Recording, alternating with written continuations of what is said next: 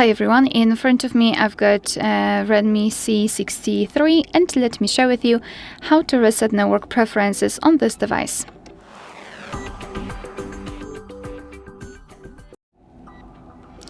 So let's begin with opening the settings, and here we have to scroll down to the very bottom to find the system.